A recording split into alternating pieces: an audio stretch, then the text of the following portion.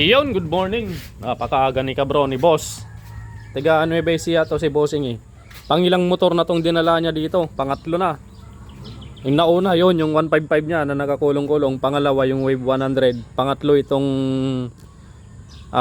XRM RS 125. So pangalawang karga ni bossing to sa kulong-kulong niya. Start natin. Refresh din daw. Yan o, malagitik na rin. Tapos kumakain na rin ng langis. Halos yung speed meter nito mga kabro umikot na. Nag back to zero na, tapos ngayon ang tinakbo na naman niya 32,000 na naman. Di ba boss, hanggang 100 to?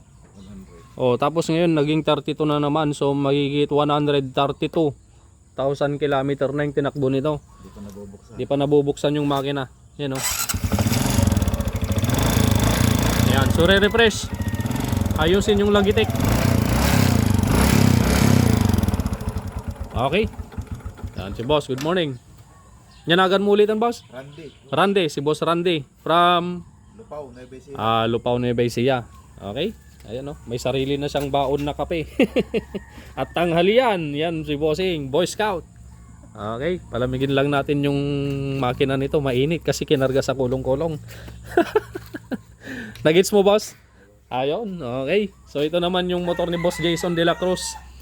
Yung gumagawa ng kulong-kulong, yung gumawa ng kulong-kulong natin. So inayos natin to, yung motor niya TMX 155. So update ko na lang siya niyan. Yan, good morning araw ng Martes.